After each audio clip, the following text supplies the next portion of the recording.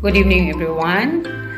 Welcome back to my blog, Josepina Nopal. God is good all the time and praise the Lord. Subscribe na. So wala pa nakasubscribe. Arat na. Atong hisgutan karon mao ang Holy Week. Ang Christian Church naga-celebrate ug nagahandom sa simana tali sa Passion ug sa pagkabanhaw. Dinhi naobserbahan ang unsa ka espesyal nga solemne isip usa ka devotion sa Passion ni Jesus Christ. So magsugod sa Palm Sunday nga gitawag kini og bendita sa lukay nga gani sa Pilipinas karon o sa ubang nasod busy na alang sa bendita sa lukay.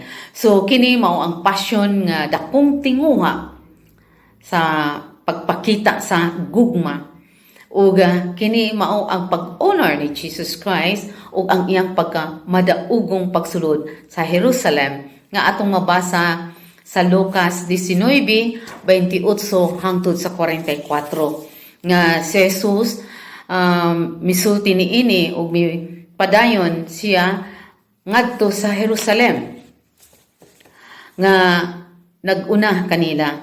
Nagkaduol na siya sa syudad ug sa iyang pagkakita niini mihilak siya ug miingon, kung nasayod ka pa unta karong adlaw, kung unsa ang gikinahanglan alang sa kalinaw, apan karon dili ka makakita niini kay moabot ang adlaw nga libutan ka sa imong mga kaaway ug alihan ka ug atakihon sa tanang dapit. So atong mabasa din ang pagsulod ni Jesus Christ nga mao ang triumphant, ang kadaugan nga mabuntog, ang matuman ang paglukat sa atong mga kasalanan. So sa Holy Monday o Holy Tuesday usab mao kini ang confrontation sa mga religious leader nga ato usab kining mabasa sa John 11:47 hangtod sa 53 nga ang laraw batok ni Jesus. Busa ang Parisiyo ug ang mga kadagkuan pari mipatawag sa tigom sa labawng makahukmanan ug miingon unsa may atong buhaton nga kining tawhana naghimo magdaghang milagro. So plano na sila. So gihagit nila, gisamuko na ug kayahon gyud nila nga kining tawhana o Jesus itaral gyud sa kamatayon, no? So kung pasagdan ta siya, ang tanan mo tuo kaniya. Unya manganhi ang mga kadagkuan, rumanhon ugon-ubon ang templo ug ang tibuok nasod. So manahadlok na sila, nagkompronta. Ug sa Holy Wednesday usab, mauna usab kini ang significance of commemorates the bargain of Judas nga atong mabasa sa Lucas 22. No? Nag-ingon, ni adtong higayuna, doon na ang kasaulugan, pan nga walay patubo, nga ginganlan kasaulugan sa pagsaylo. So dinha, ni adto si Judas, ug nakigsabot sa mga kadagkuan, kay si Judas misulod si Satanas. No? Unya, hing adto siya, ug nakigsabot siya, ug ingon siya nga, unsaon niya pagtugyan sa Jesus ngadto kanila. So nalipay sila. Gitanyagan pa si Judas og kwarta. So miuyon si Judas ug nangita siya maayong higayon nga ikatugyan niya sa Jesus kanila sa paagi nga dili masayran sa mga tao. So mao toy nahitabo nga gibargain ni Judas. So sunod mao ang Holy Thursday. Kining Holy Thursday dinhi ang katapusang panihapon uban sa 12 ka mga apostolis ug dinhi usab gitukod ang sacrament of Holy Eucharist. Gibili ni Jesus Christ diha sa atong simbahan. Ug dinhi usab ang paghugas sa mga tiil sa mga apostolis nga mao kini ang pag-institute sa Holy Orders. Nga ang Holy Orders, ang mga kaparian, mao ang mo celebrate kay gibilin kini ni Jesus Christ ngadto sa apostoles nga mo celebrate ni ining santos nga misa. nga atong pagadawaton matag adlaw o matag Sunday o matag higayon nga mo-attend kita sa santos nga misa. So kining tanan gipangandaman na ni Jesus Christ nga kita tungod kay madawat nato ang lawas ug dugo ni Kristo, may sama kita ni Hesukristo. So doon na natay kasing-kasing gugma nga kahawig ni Jesus Christ.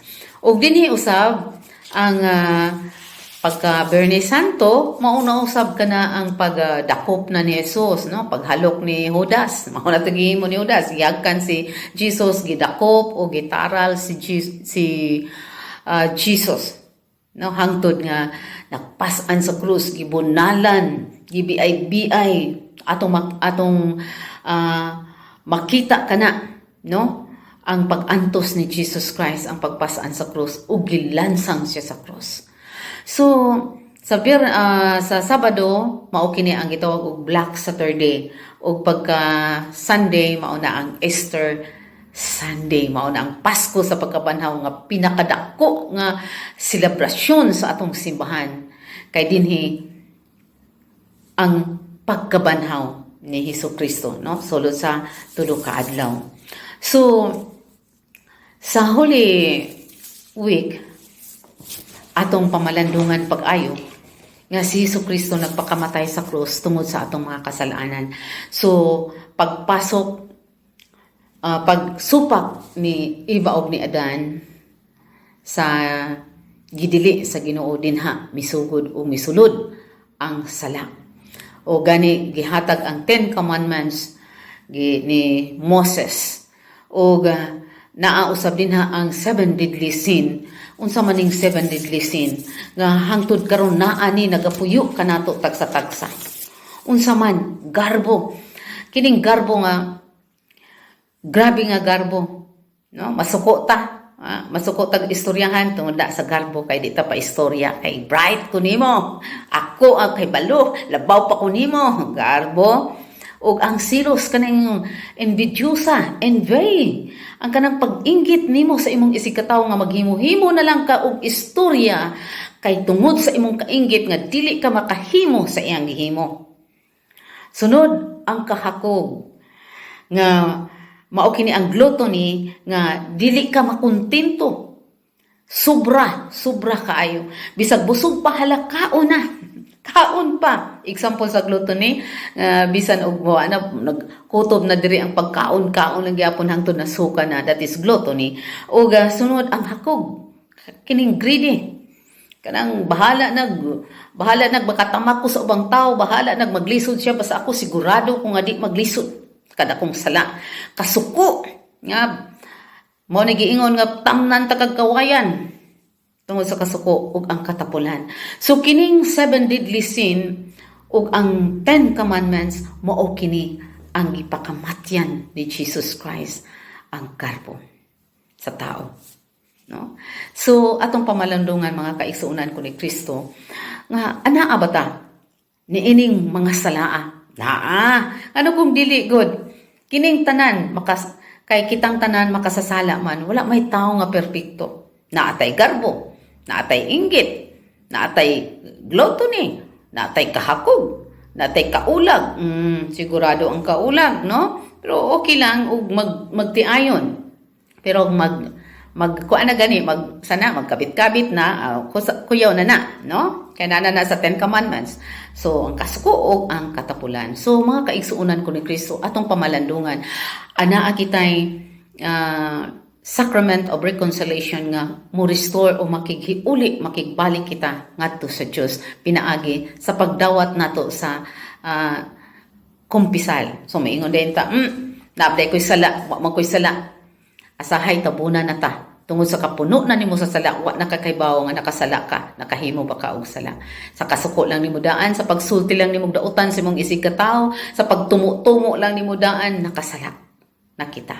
So aron dili kita magpadayon sa paglansang ni Jesus Christ hangtod karon, maningkamot kita nga kining 7 deadly sin ug ang napulo kasugo sa Dios atong atong paningkamutan nga mawala na kining 7 deadly sin pinaagi sa pag-connect kanunay nato ngadto sa Dios, pagtuon kanunay haron mahigugma ka na. Kay kung naa na kay gugma, mawala na ning tanan, pride, envy, gluttony, greedy, lust, kasuko ug sloth. Magwagtang na ng tanan kung anaa na kanimo ang gugma. So andam ka na ganing magpakamatay. Sama na kita ni Kristo ug atong atubangon ang mga krus sa atong kinabuhi. Nga kining tanan dili na to kaya kung wala ang Dios. Magpakita bang kita kaniya kay dili gayud kita niya biyaan. Ug andamo na to ang atong kaugalingon ug magbag-o sa atong kinabuhi, sa atong kasing-kasing. Change my heart, O God, make it ever true. Change my heart, O God, may I be like you.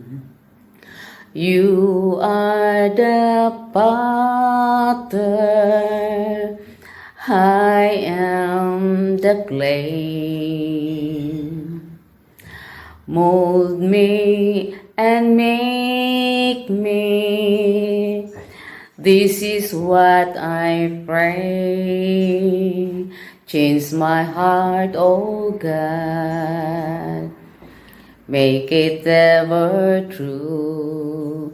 Change my heart, O God, may I be like you. So, sa pagbag-o o pag-usab sa atong kasing-kasing, nagkinahanglan kita og Dios. Dili nato kaya sa atong tawhanon nga kinabuhi, kundili mangayo kita panabang sa Dios o magadawat kita kanunay sa sakramento nga iyang gibilin aron kini mooy makapabalaan kanato. So, Hosanna in the highest, Hosanna in the highest. Og daghang kaayong salamat ug ayaw ka mo kalimot sa pag-subscribe sa ato ang YouTube channel.